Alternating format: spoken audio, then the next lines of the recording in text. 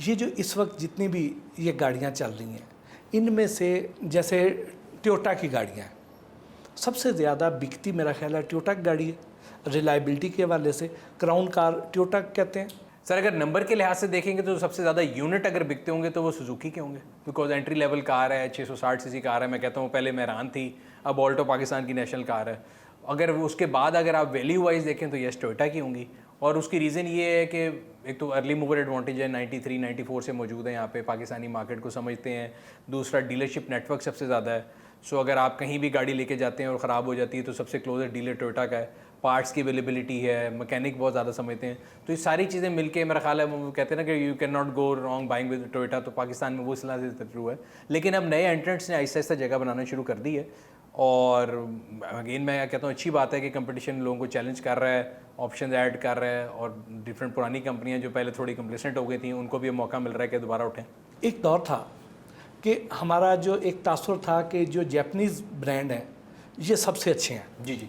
और उसमें कोरियन आए, उनको उतना पसंद नहीं किया गया जितना जापानीज़ को किया गया, और अब चाइनीज़ जो हैं वो अब मार्केट में आ गए।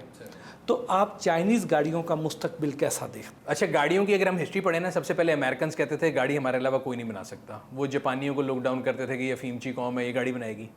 फिर एक दौर आया कि जापान ने रूल किया। फिर जापान से जब कोरिया पे गया तो जापानीज़ ने कहा जी हमारे अलावा गाड़ी कोई नहीं बना सकता। कोरियन ने लेफ्ट राइट सेंटर उनको मारा क्योंकि वो सस्ती थी। अब जो दौर आ रहा है ख़ासतौर पे इलेक्ट्रिक की तरफ अगर हम जाएँ तो इलेक्ट्रिक के अंदर चाइना ने अपनी सुपरमेसी बना ली हुई है।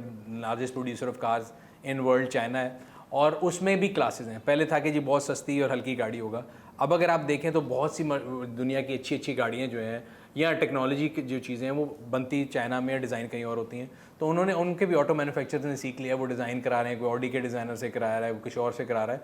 तो they are coming big time now. यानी आप जो चाइनीज़ गाड़ियाँ हैं, अगर कोई बायर उन्हें लेना चाहता है तो वो बेफिक्र होकर ले सकता है? डिपेंड करता है कि आप चाइनीज़ गाड़ी कौन सा ब्रांड ले रहे हैं, कौन सा ग्रुप ले रहे हैं, उसके पीछे डिज़ाइनर कौन सा है, टेक्नोलॉजी कौन सी है। सो यस, अभी भी उनके पास ऐसी प्रोडक्ट मौजूद हैं जो बड़ी हल्की क्वालिटी की हैं और प्रीमियम की भी हैं। तो वो उर्दू में कहते हैं ना, जितना गुड़ पाओगे उतना मीठा हो जाएगा, पंजाबी में कहते हैं, उर्दू में कह रहा हूँ। तो वो जो है आप उसमें आपको हर किस्म की क्लास मिल सकती है। बट हैविंग सेड दैट, मेरे ख्याल से चाइना ने एक बहुत, जिसे कहते हैं ना, इम्प्रूव किया ओवर द ईयर्स, और आने वाले सालों में वो मार्केट को बहुत डिस्टर्ब करेंगे। एकदम यहाँ पे जो SUVs की भरमार हो गई, इससे पहले लोग सीडान लेते थे सर, इसकी कामयाबी के पीछे क्या फैक्टर्स थे? ये एक ग्लोबल ट्रेंड, अगर आप ग्लोबली देखें ना तो पहले लोग सेडान पसंद करते थे, फिर एक क्रॉसओवर की मार्केट आना शुरू हुई। पाकिस्तान को तो बहुत एंड पे आता है, तो दुनिया में अगर आप देखें यूरोप के अंदर, जर्मनी के अंदर, दुबई के अंदर, हमारा ट्रेंड ज़्यादातर हम लोग UAE को फॉलो कर रहे होते हैं। तो उन सब में भी अगर आप देखें ग्लोबली एक डिमांड जो है ना SUV की ज़रूर शुरू हुई थी। और पाकिस्तानी मार्केट में भी जब नए एंट्रेंट आए तो उन्होंने देखा कि यार सबसे ज़्यादा गैप इस मार्केट में है, तो हर कंपनी ने सबसे पहले SUV लॉन्च की। लोग कहते हैं जी नीचे वाली जो है मार्केट 660 में कोई क्यों नहीं आ रहा। तो मैं हमेशा समझाता हूँ कि ये कंपनियाँ NGOs नहीं हैं, उनको प्रॉफिट बनाना है। उनको जहाँ ज़्यादा डिमांड नज़र आएगी, जहाँ प्रॉफिटेबिलिटी ज़्यादा होगी, जहाँ कंज्यूमर के पास बाइंग पावर ज़्यादा होगी, वो वहाँ पे लॉन्च करेंगे। और सब ने इसीलिए आप देखें तो क्रॉस ओवर मार्केट को हिट किया सबने। पाकिस्तान में इस पूरे खित्ते की निस्बत सबसे ज़्यादा महंगी गाड़ियाँ क्यों हैं? सर, बिल वास्ता और बिला वास्ता सबसे ज़्यादा टैक्स भी इस खित्ते में ही है। सो अगर आप आज गाड़ी पाकिस्तान में बना रहे हैं, जो CKD गाड़ियाँ जिनको बनाते हैं, हम कंपनियों को बड़ा बुरा भला कहते हैं, तो आज 100 रुपये की गाड़ी में 52 रुपये टैक्स है। तो 52% of every car is tax अगर वो लोकल बनती है। अगर इम्पोर्ट होती है तो 432% ड्यूटी। ये जो आप और मैं लग्जरी गाड़ियाँ देख रहे हैं पाकिस्तान में, मैं तो कहता हूँ सलूट है इन लोगों को जो ले रहे हैं। अगर दुनिया में देखें तो इसकी कॉस्ट 1/5 है, महंगी तरीन गाड़ियाँ हैं। तो tax is the biggest thing I guess, जिसकी वजह से अगर आपको गाड़ियाँ महंगी लगती हैं। पिछले कुछ अरसे में गाड़ियों की जो सेल है वो बढ़ी है या ड्रॉप हुई है? न्यू कार की जो प्रोडक्शन है वो भी नीचे गई है, सेल भी नीचे गई है। सो अगर हम अपनी जो इकोनॉमिक ग्रोथ देखते आ रहे हैं, 2016 में पहली कॉम्प्रिहेंसिव ऑटो पॉलिसी आई थी, तब पाकिस्तान साल की तकरीबन 1,50,000 गाड़ियाँ बनाता था। वो 18, 19, 20 में फिगर तकरीबन 2.5 लाख के करीब गया पीक पे। और हम अगर कोरोना ना आता और जो एक्सपेक्टेशन थी कि ये 4 से 5 लाख पे जाएगा 14 ऑटो मैन्युफैक्चर के साथ, लेकिन अनफॉर्चुनेटली अभी भी आप 1.5 लाख के फिगर पे खड़े हैं। यानी 3 ऑटो मैन्युफैक्चरर भी 1.5 लाख बना रहे थे और 13 भी 1.5 लाख बना रहे हैं। सो केक का स्लाइस जो है ना वो छोटा हो गया, केक उतना ही है, अब वो डिवीज़न 13 कंपनियों में हो रही है। और उसकी सबसे बड़ी वजह इकोनॉमिक डाउन टर्न है पाकिस्तान का।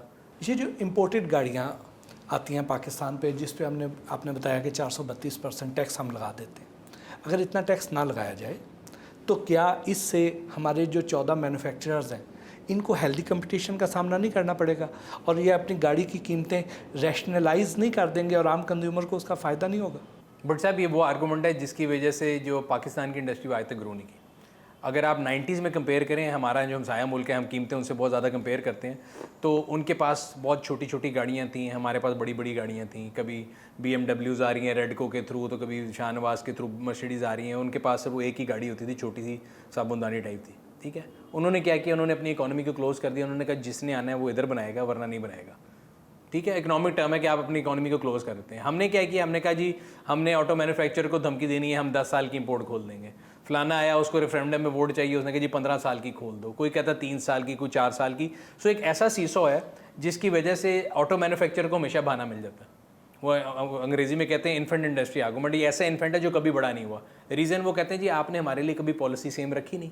कभी आप 10 साल की इंपोर्ट खोलते हैं हमें डराने के लिए, कभी आप 15 साल की खोल देते हैं, कभी आप 3 साल की खोलते हैं, कभी आप 5 साल की, जिसकी वजह से हमारी इंडस्ट्री ग्रो नहीं की। क्या ये सच है कि पोर्शे ने पाकिस्तान को ब्लैकलिस्ट कर दिया? पोर्शे अब पाकिस्तान में गाड़ियाँ जो है नहीं बेचेगा? सर ये जितनी मल्टी जो है ना इंपोर्टेड कंपनी होती हैं बहुत सियाने होते हैं। सो पोर्श जब पाकिस्तान में परफॉर्म कर रहा था तब उन्होंने कहा जी हमारा है। जब वो हालात ख़राब हुए, जब उनको लोगों ने ईमेल लिखी, उन्होंने कहा हम तो पहचानते नहीं है कौन है। सिमिलरली अभी हमारे एक दोस्त हैं, उन्होंने जो ऑडी एक बुक कराई वो लेट हो रही थी, उन्होंने ऑडी इंटरनेशनल को ईमेल लिखा, उन्होंने कहा जी हम इनको नहीं जानते। तो ये हमारे डीलर नहीं है, ये रीसेलर्स हैं। तो रीसेलर्स का क्या मतलब है, जो लेके रीसेल करता है, तो मैं और आप भी कर सकते हैं। तो अनफॉर्चुनेटली जितने भी बड़े ब्रांड हैं वो यहाँ से प्रॉफिट लेके जाते हैं, लेकिन जब कोई जिम्मेदारी की बारी आते हैं तो वो यहाँ पे हाथ नहीं पकड़ाते। तो ये एक पॉलिसी लूप होल है कि आप जितनी बड़ी मर्जी इंपोर्टेड कंपनी लेके आएँ, लोगों से पैसा लें, लेके चले जाएँ, कोई पूछने वाला नहीं। पाकिस्तान में हमें जगह जगह पे, हर सड़क पे इतनी इतनी बड़ी गाड़ियाँ, लैंड क्रूजर, प्राडो ये नज़र आती हैं। इनको पाकिस्तान में क्यों नहीं बनाते जी? वॉल्यूम बहुत कम है सर। देखिए जो हमारे यहाँ वेल्थ है ना वो कंसनट्रेटेड है बहुत कम लोगों के हाथ में। सो जो पैसा है वो चंद हाथों में है, वॉल्यूम उतना ज़्यादा नहीं है। सो अगर लैंड क्रूज़र हम एग्जांपल बात कर लें, 6-7-8 करोड़ रुपए की लैंड क्रूज़र है, वो यहाँ पे अगर बनाने के लिए नंबर्स जितने चाहिए होंगे उतने लोग नहीं लेने वाले। बहुत लिमिटेड लोग हैं, वो इंपोर्ट कर लेते हैं, उनको 400% ड्यूटी भी कुछ नहीं कहती। तो इस वजह से मेरा नहीं ख्याल कि हमारे यहाँ पे ऐसे नंबर्स मौजूद हैं जिससे आप प्रोडक्शन उतनी जस्टिफाई कर सकें। एक आम आदमी की पहुंच में कौन सी गाड़ी है जी? आम आदमी की पहुंच में नई गाड़ी तो कोई नहीं है, क्योंकि एक नौकरी पेशा आदमी आज 660 सीसी गाड़ी जो है 30 लाख की वो भी नहीं ले सकता। उसने बिजली का बिल देना है, घर का किराया देना है, फिर डिफरेंट इदारों के टैक्स देने हैं, फिर उसको नीलम जेलम सरचार्ज भी पढ़ना है, फिर उसको सारा कुछ पढ़ना है। सो वो सिंपल सी बात है, वो तो बेचारा ज़िंदगी गुजार ले, फिर उसने बच्चों की फ़ीस देनी है, फिर उसने टैक्स वालों को जाके बताना है कि उसने फ़ीस के पैसे कहाँ से अरेंज किए थे। तो ये सारा कुछ करते करते वो बेचारा ज़िंदगी में धूप छाँव में मोटरसाइकिल पे गुजार सकता है। मेरा नहीं ख्याल कि आम मतवसत तबके का आदमी 0 मीटर गाड़ी खरीद सकता। ये जो हमें मुख्तलिफ शोरूम्स पे इंपोर्टेड गाड़ियाँ नज़र आती हैं, उसमें छोटी भी हैं, उसमें बड़ी भी हैं, और ये जो गाड़ियाँ हैं इनका यहाँ पे कोई सेल्स नेटवर्क नहीं है, उनके पार्ट्स नहीं मिलते हैं, लेकिन मार्केट में वो बहुत ज़्यादा उसकी भरमार है। तो क्या आम आदमी को ऐसी गाड़ी ख़रीदनी चाहिए? सर एंट्री लेवल पे तो मैं बड़ा सख्त खिलाफ हूँ कि जो 660 सीसी लोग इंपोर्टेड लेते हैं। उसकी रीज़न ये है कि वो ज़्यादातर एक्सीडेंटेड आती हैं, फिर जब आप यहाँ पे लेते हैं तो उसमें एयरबैग नहीं खुलता, फिर बाद में लोग रोते हैं कि जी महंगी होगी, ये हो गया, वो हो गया। पाकिस्तान में जो गाड़ियाँ बन रही हैं उनमें जो बेयर मिनिमम आपको चाहिए ऑप्शन वो सारी मौजूद है। बट पार्ट्स की अवेलेबिलिटी का ये है कि एक ऑल्टरनेट नेटवर्क बन गया हुआ है, इंपोर्ट होता है, स्क्रैप में आता है, तो यूज़ पार्ट बहुत आ जाता है। तो वो अवेलेबिलिटी तो उस तरह से इशू नहीं है, बट फिर भी एंट्री लेवल में मैं हर एक को यही सजेस्ट करता हूँ कि जो मेड इन पाकिस्तान गाड़ी वो लेनी चाहिए। इलेक्ट्रिक गाड़ी का पाकिस्तान में मुस्तकबिल कैसा देखा? सर इलेक्ट्रिक गाड़ी का पाकिस्तान में मुस्तकबिल नारों, वादों और कस्मों तक तो बहुत अच्छा है, वैसे कोई नहीं है। बिकॉज अगेन अभी हम इलेक्ट्रिक पॉलिसी की बात कर रहे थे या गाड़ियों की पॉलिसी की बात कर रहे थे। 2018 में आपने भी नारे सुने होंगे कि टोल भी फ्री होगा, रजिस्ट्रेशन भी फ्री होगी, सारा कुछ होगा। वो सारे नारे वादे ऐसे ही हैं जैसे इलेक्शन से पहले किए जाते हैं और बाद में फ़ोन नहीं उठाया जाता। तो आज ना कोई इलेक्ट्रिक गाड़ी की रजिस्ट्रेशन फ्री है, ना टोल फ्री है, ना चार्जिंग नेटवर्क है। चार्जिंग जहाँ पे है वहाँ पे भी रिलायबिलिटी नहीं है, रेट बहुत ज़्यादा है। ये वाहिद मुल्क है दुनिया का जहाँ पे आप एक्साइज में जब जाते हैं तो वो चार्ज जो गाड़ी जो इलेक्ट्रिक जिसमें इंजन नहीं होती वो आपको बताते हैं ये कितने सीसी पे कन्वर्ट होगी और वो आपसे उससे बहुत ज़्यादा फीस लेते हैं। तो ये सारी चीज़ें मिल के मेरा नहीं ख्याल, ये अमीरों के शौक़ है सर, टॉयज़ हैं। और अगर इलेक्ट्रिक रेवोल्यूशन आनी है तो वो 2 व्हीलर और 3 व्हीलर के थ्रू आएगी, वो 4 व्हील गाड़ियों से नहीं आ सकती।